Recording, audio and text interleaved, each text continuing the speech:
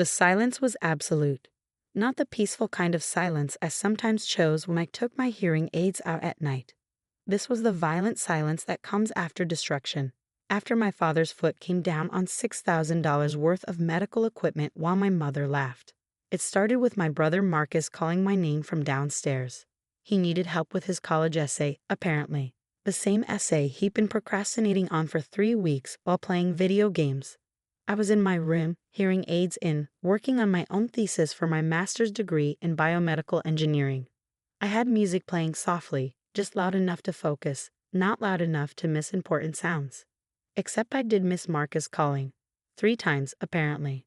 By the time he stormed into my room, face red with entitled rage, I was deep in calculating protein folding patterns for my research. He yanked my laptop away, screaming something I could only partially catch. Ignoring me, selfish, Mom. That's when our parents appeared. I saw their mouths moving rapidly, angrily. Dad's face was purple.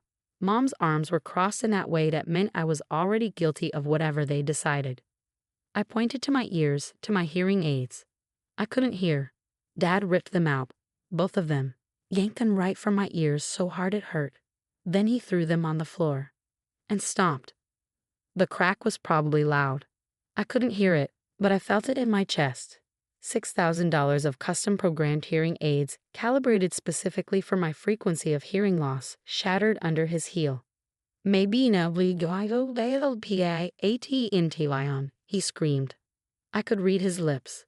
23 years of being deaf had made me excellent at that.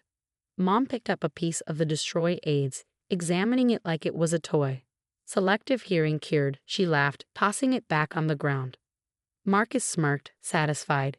He'd gotten what he wanted, their attention, my humiliation, the confirmation that his needs mattered more than my ability to hear.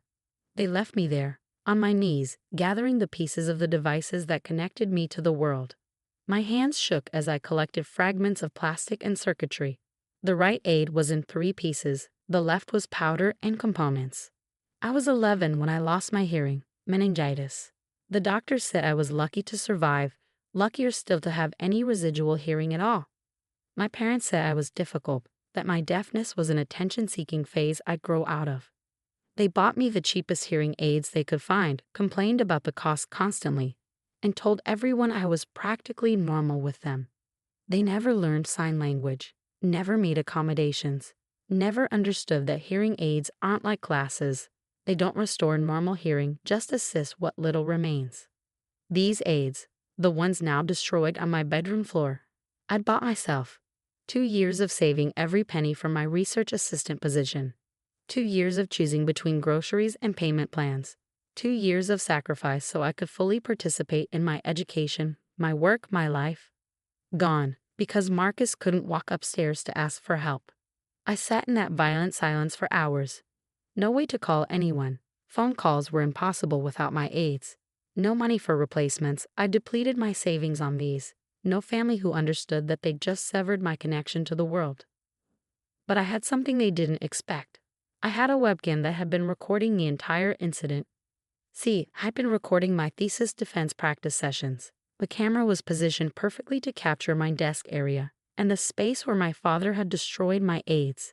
Every second of their cruelty was preserved in 4K resolution. I also had documentation, so much documentation. Medical records showing my hearing loss was profound, not selective. Bank statements showing the payment plans for the aids. Text messages where I begged them to learn basic signs for emergencies. Their responses telling me to stop being dramatic and just listen harder. The first person I contacted, through email, the only communication method left to me, was my advisor, Dr. Elizabeth Chang. She was furious, not disappointed, not concerned, volcanic fury. She arrived at my house within an hour with a police officer and a social worker. I was 25, legally an adult, but what my parents had done constituted destruction of medical equipment and, according to the officer, assault. Hearing aids are medical devices, the officer explained to my stunned parents. Destroying them is a crime, like breaking someone's wheelchair or hiding their insulin. She wasn't listening. Mom protested. She was ignoring Marcus. Dr. Chang, bless her, had learned sign language when I joined her lab. She signed to me while speaking to them. She has documented hearing loss. You destroyed medical equipment worth thousands of dollars. This is felony destruction of property. They were arrested that night. Marcus watched, slack-jawed, as his essay apparently wasn't important enough to prevent handcuffs. But that was just the beginning. What my family didn't know was that I'd been more than just a research assistant. My work on biocompatible materials for cochlear implants had caught the attention of several biotech companies. I'd been keeping it quiet, not wanting to deal with my family's sudden interest if they knew about the job offers. The morning after their arrest, I accepted a position with Resonance Biotech. Signing bonus, $50,000. Starting salary, $120,000. First project, developing better, more affordable hearing assistance devices. I used the signing bonus to move out immediately and buy new aids. Better ones with Bluetooth connectivity and environmental sound processing. The old ones had been good, but these were extraordinary.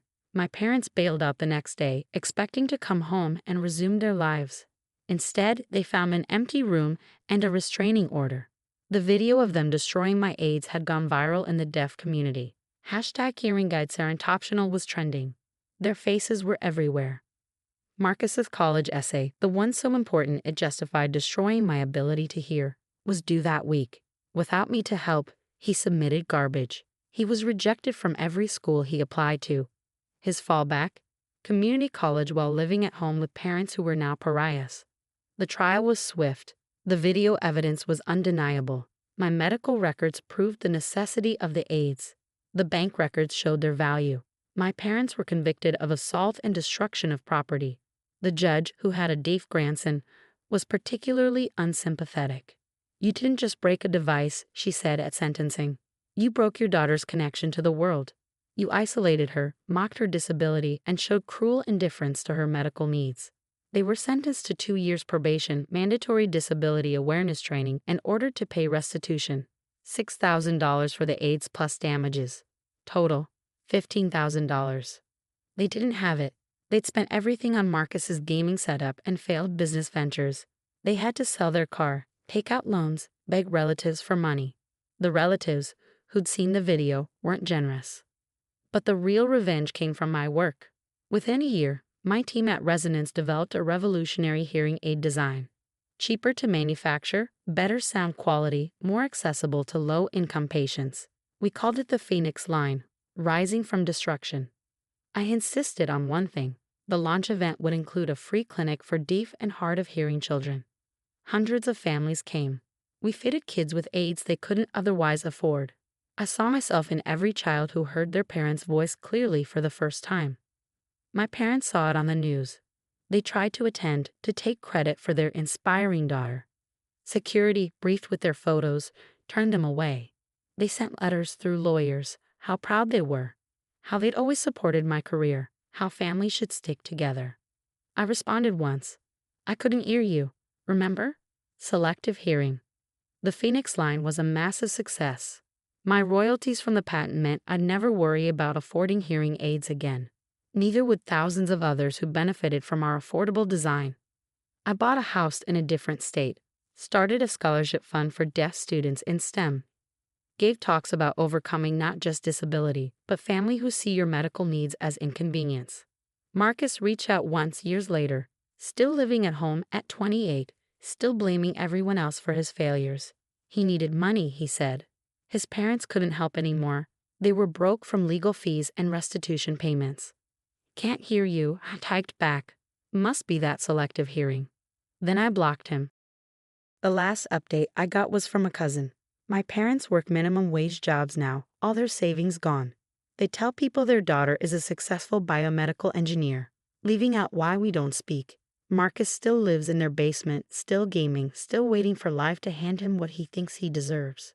Meanwhile, I wake up every morning, putting my Phoenix hearing aids, the ones I developed, manufactured, and can afford, and go to work creating accessibility for others. My team is mostly deaf and hard of hearing engineers. We communicate in sign, speech, and text. Everyone is heard, everyone matters. My office wall has a photo from our first free clinic. Hundreds of beaming kids wearing Phoenix aids. In the corner, barely visible, is a small frame containing fragments of my destroyed aids. the ones my father crushed. From destruction, innovation, the plaque reads. They thought breaking my aids would silence me. Instead, it amplified my voice, gave me purpose, drove me to ensure no other deaf person would stand helpless while family destroyed their lifeline. They had no idea what I would do next. I gave thousands of people what they tried to take from me, the ability to connect with the world. The silence after they broke my aids was deafening, but the sound of children hearing clearly for the first time, that's the sweetest revenge of all. My parents smashed my hearing aids because I didn't hear my brother calling. In return, I made sure thousands of others would never have to choose between poverty and hearing. I'd say we're even, but we're not.